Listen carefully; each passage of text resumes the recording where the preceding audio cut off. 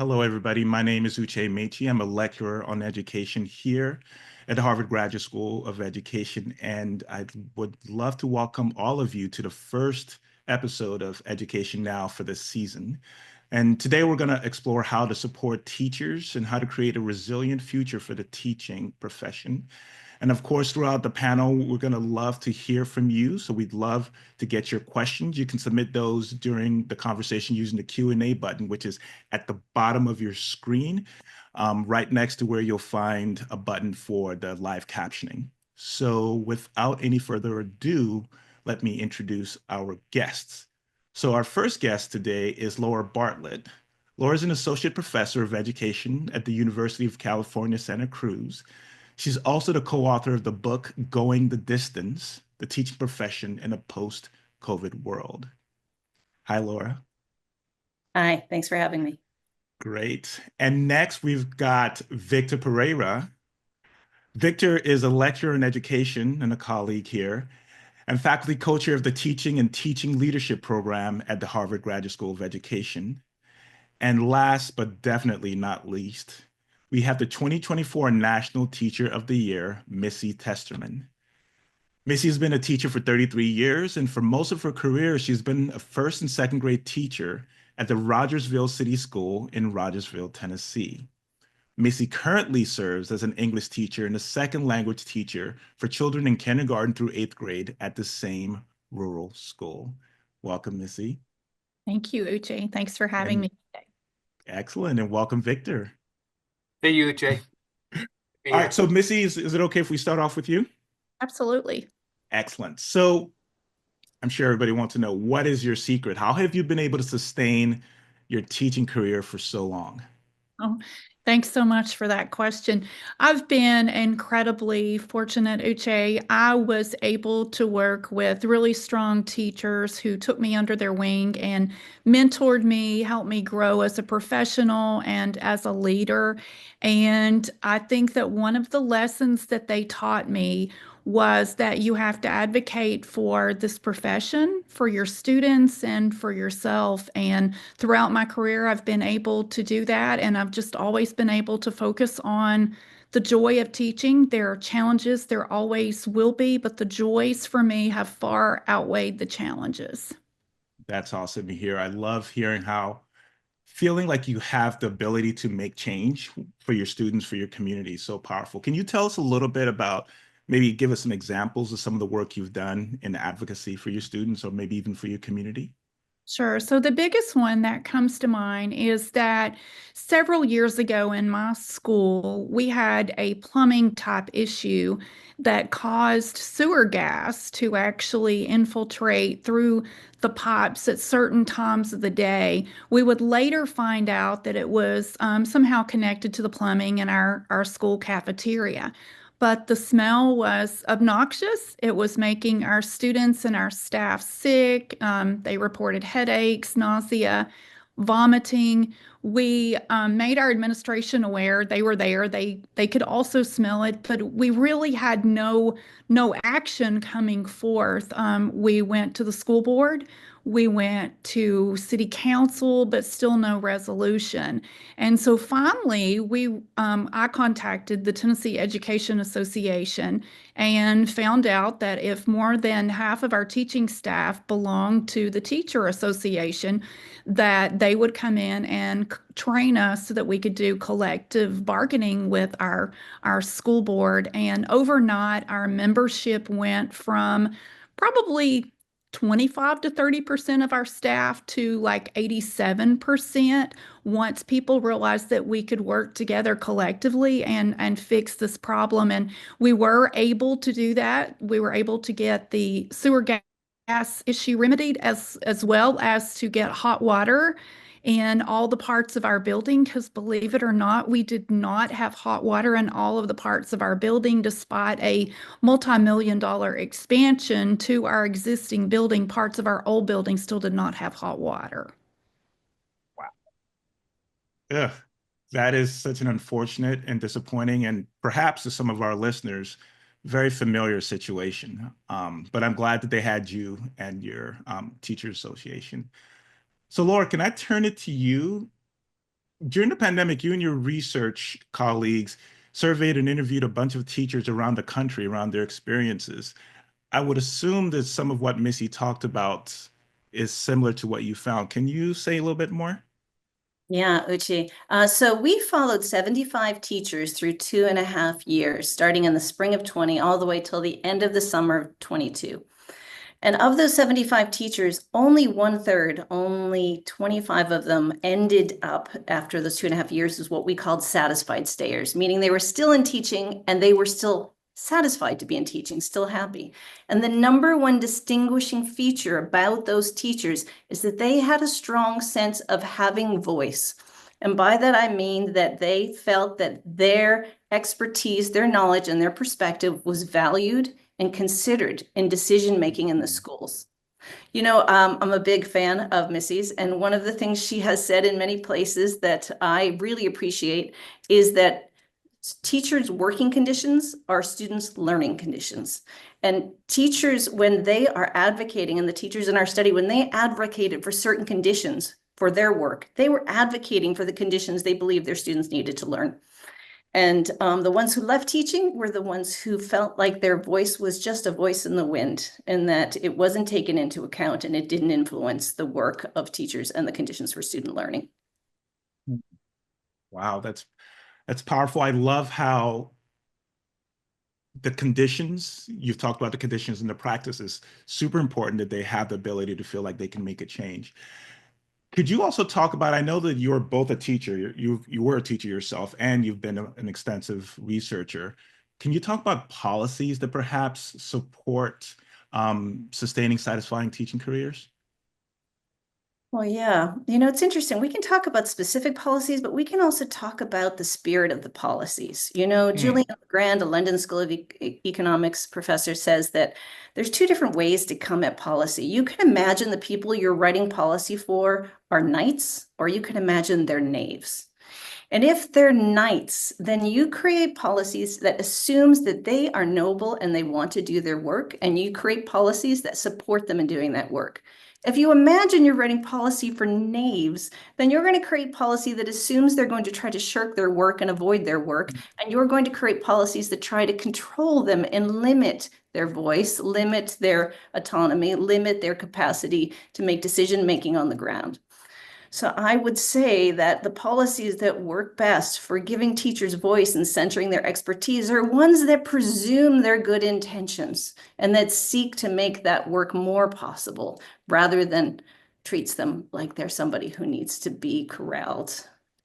I love that, knights and names, taking a very asset-based approach. I know in my course, we sometimes talk about focusing on commitment and not control.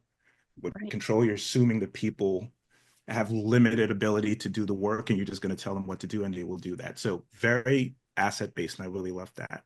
Um, Victor, can I turn to you? Yes, of course. Brilliant.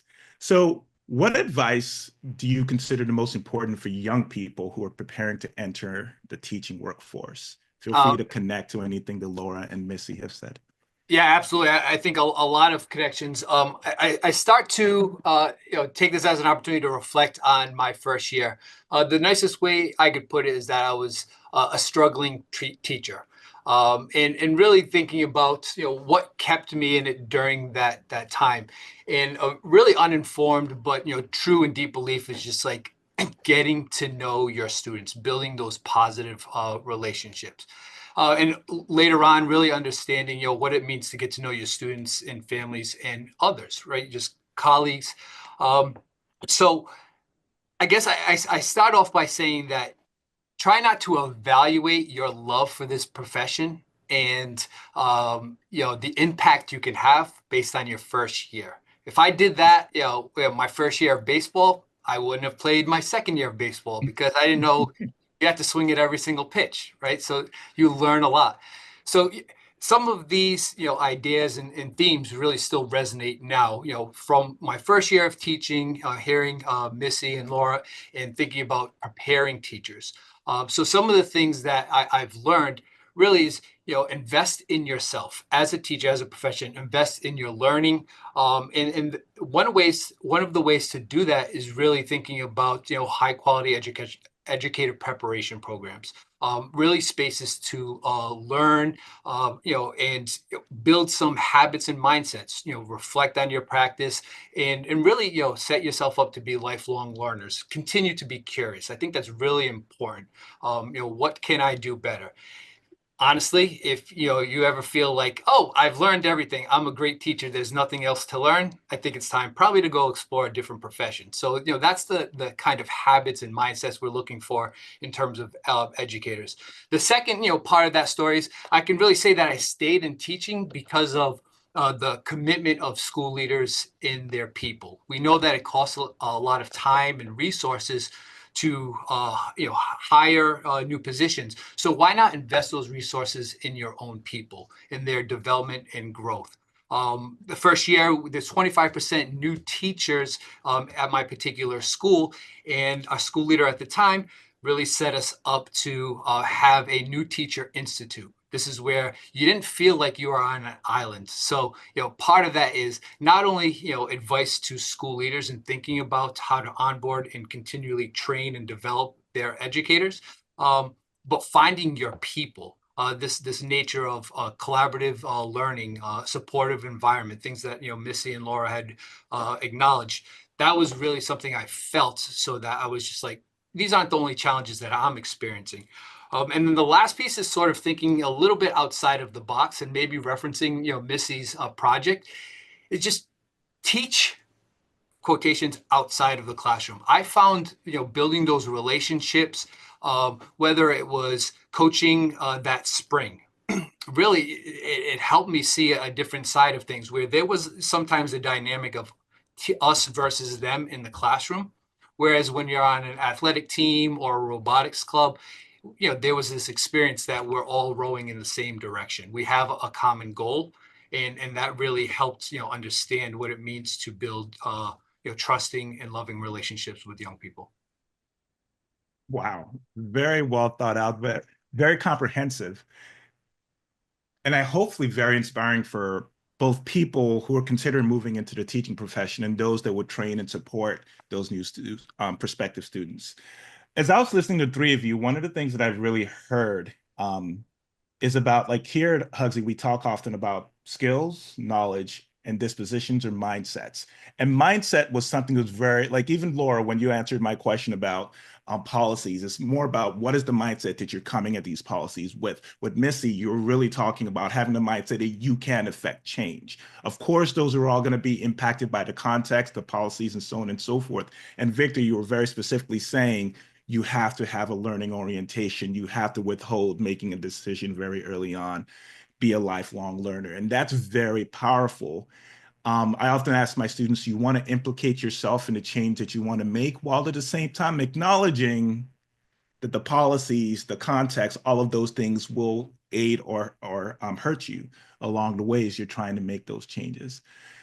So I want to step back now and maybe building off of Victor, how you responded. The big question is always in the air nowadays is AI. So maybe starting with you, Victor, as we're thinking about welcoming people into the teaching profession, whether it be AI as a tool, AI as a potential partner, challenge, so on and so forth, any thoughts on how you think about that? And then I'd love to hear from Lora and Missy as well. Yeah, initially, I think about it as the potential and the opportunity. Where we are and where the education landscape is evolving, AI hit us very quickly. It's exciting, and maybe it introduces to us as the next shiny object. And I feel strongly that technology is not just spend money and resources because it looks cool, but how does it actually support the teaching and learning? So I kind of at the point where I'm just thinking about what is the potential for two things. One, AI literacy, tech literacy from the position of a teacher. What can these tools do to support our work? And when I say our work, is because part of the evolution of what's happening in education is this never-ending list of responsibilities from a teacher perspective. So is there a way where teachers can actually develop AI literacy, tech literacy, to really think about effectively, efficiently using technology to manage some of those responsibilities. So quite honestly, we can just spend the time focusing on teaching, focusing on nurturing, student learning. The other piece that, is sort of at attention right now is, curriculum literacy, the idea of high quality instructional materials. Right now, the tension is folks, like we heard from Missy and Lora, teachers want their autonomy. They want to exercise that creative muscle in their teaching role. And a lot of that is really important because their skill set is really customizing and modifying instruction to meet the needs of their students. At the same time, at its early stages, high quality instructional material isn't pull out of the box and read the script. That sounds a little boring.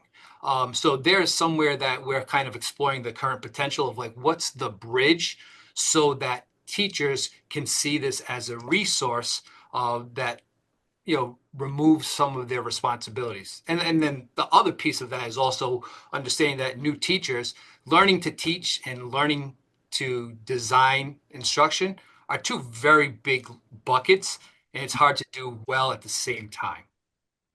Mm-hmm. Now, Missy, as Teacher of the Year, you go around the country talking to other teachers. I wonder if any of what you've heard Victor talk about resonates with what you found, or if there's anything else that you'd like to add. Sure. I appreciate Victor saying that, it's going to anything that helps teachers be able to focus on students and learning should be the goal when we talk about taking responsibilities off teachers, because that's what teachers want to do. But every study done on this topic has always shown that the most crucial factor in a child's educational achievement is always the quality of the teacher in front of the classroom. So AI, like you said, is shiny and new and exciting. I'm definitely no AI expert. I teach language to people, but I just want teachers to remember they are the most important part of this entire discussion, the quality of the teacher in front of the classroom. And teachers do prefer some autonomy. And also I think we have to lend an ear to student voice. A lot of times those are complaints that I hear from my students when we're talking about their lack of participation in class, and they'll say something like, we've been talking about robots or the Civil War for 2 months now, and that happens a lot of times when teachers aren't necessarily curating HQIM materials and are just doing it out of the box. Unfortunately, Victor, a lot of what I see are that districts are requiring teachers to use that straight out of the box, removing the autonomy. And that's something that we all should be concerned about, because students learn best when they're engaged, and teachers are, in charge of kind of imparting the opportunity to learn to them. Thank you so much, Missy.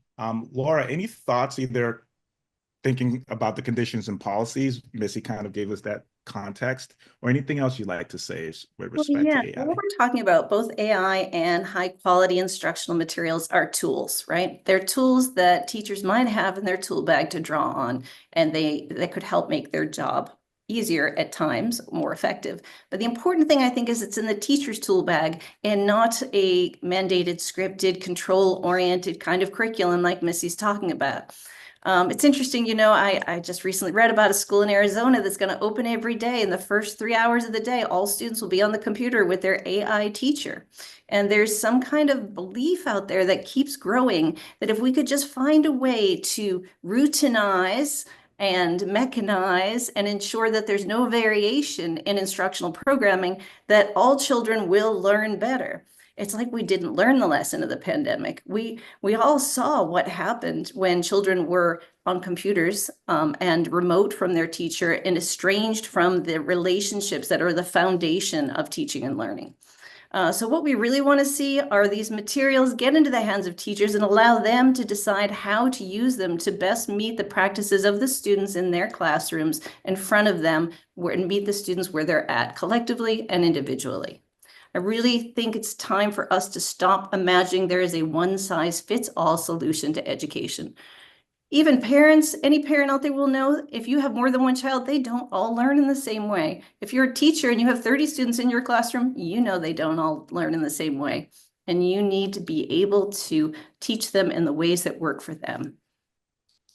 Oh, very articulate. Thank you so much. Staying with you for a second. So maybe how, thinking about it from the perspective of the teachers or the teacher leadership preparation programs, how can we advocate that these remain tools for the teachers as opposed to control or perhaps directives from either the districts or so on and so forth that direct the teachers in certain ways?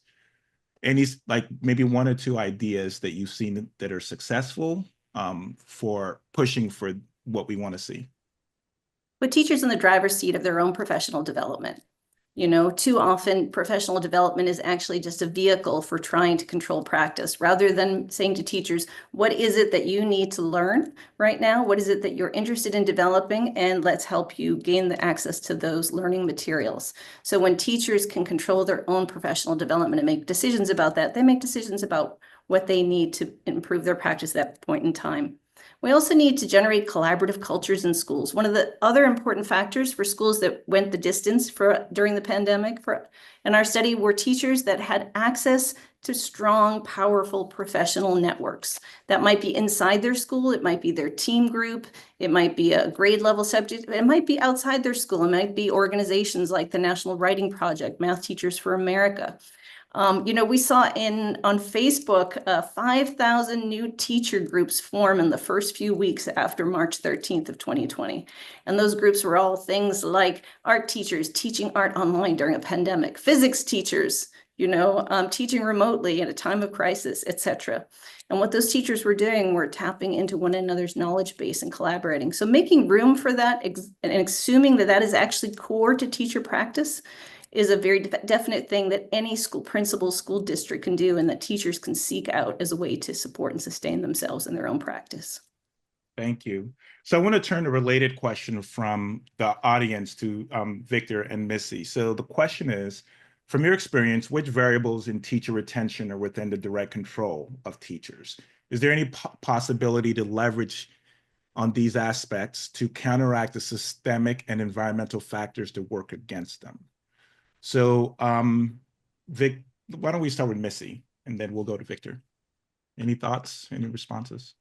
Sure. I think that it's super, super important that districts and systems ensure that particularly our youngest teachers, our teachers just entering the profession within the previous 3 years, all have a strong mentor, someone that they view as an ally, someone who can guide them along. I know for my own self, that was very pivotal in my career, having someone that I knew supported me, someone that I felt comfortable going to ask for help. I also think that a lot of times we minimize how important school leadership is, and we don't take into account just how important it is for your school principal and your assistant principals to be strong instructional leaders and to model the types of good teaching practices that teachers, you know, need to be doing for our students. So anything that we can do to take all the extra things off teachers' plates so that they can focus on students needs to be a focus for us. Thank you. And now to you, Victor. Now that question kind of specified, maybe this is a disposition mindset thing that we were talking about.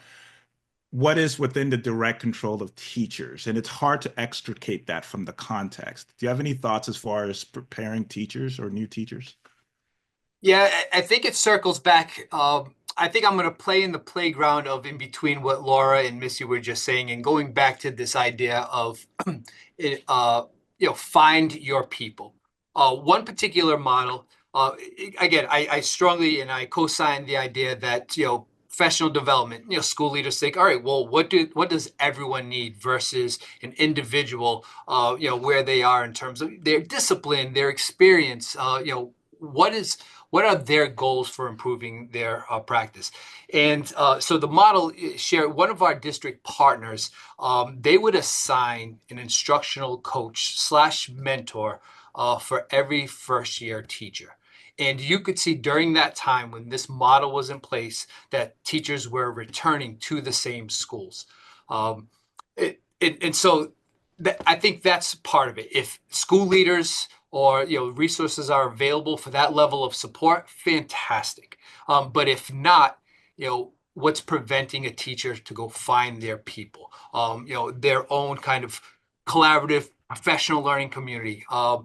This is also battling the water cooler talk. Sometimes it's fun and social, and that's how you build relationships. Other times it's toxic. So, even seeing the transition from teacher preparation to their first year, you are working in a body of like-minded, passionately, oriented people. And, you want to find those people to continue to, walk this path with. So whether it's, the responsibility of school leaders to customize these supports and professional development, or your individual responsibility to continually, find ways to grow and, set goals for yourself. I love this. Find your voice, the interpersonal work, and find your people, the interpersonal, all within the context of whether it be the school or the district is doing. And with that, I want to ask you a question that just came in. So Uche, I just go for it. said one thing. I just want to say that what's really important in all this too, though, is local conditions, right? We can talk about big state policy, district policy, but local conditions really matter. And teachers often find themselves in a school or maybe a district where they're not finding the supportive conditions they need to work. And my number one bit of advice to teachers who find themselves in that situation is to move to another school. They don't need to stay there. There are different conditions. Even in the same school district, you can find vastly different working conditions across schools and certainly between school districts. So if you're a teacher right now working in a school where you feel like your work is not supported, you're not appreciated, you should look for another school. You should look for a place to work.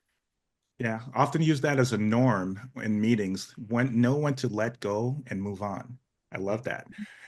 And maybe the last question then, I think it relates to this last branch of conversation, briefly from all of you, other than states and districts committing to significant salary increases, how do we make this an attractive profession, especially for someone just starting out?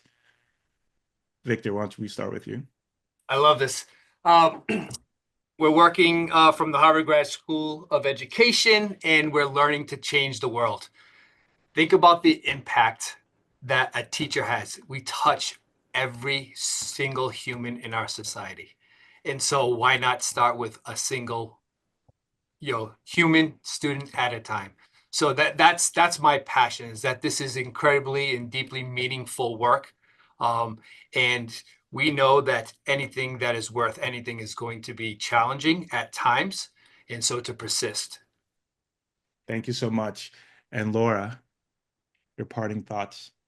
Yeah, I would say that, as I told you, one of the biggest things I believe we need to do is to take steps to return professional autonomy to the teaching profession. And by professional autonomy, I mean a shared professional responsibility for student learning that's supported by collaborative culture and effective school leadership. Schools need to be structured to benefit from rather than suppress teacher expertise. It doesn't cost any money to respect teachers, to acknowledge their expertise, and to take steps to ensure that school decision-making is being informed by that knowledge that teachers bring to the table. Thank you. And certainly not least, but last, Missy. Absolutely. So I agree with everything that Victor and Lora said. I also think that anything that we can do to make sure that our new teachers coming out of programs are prepared and they understand sort of the demands of the job, the more prepared they feel, the more resilient they are. There's a direct correlation. I appreciate the work that you're doing at Harvard Grad School to produce teachers who are prepared to start in the classroom day one, because that feeling like you know what you're doing leads to resilience, and you understand that a bad day does not mean you have a bad job. And there's a big difference in those. Well, thank you so much, Missy. Thank you, Victor. And thank you, Lora. Very stimulating and inspiring conversation. To those of you listening in, thank you so much for joining us.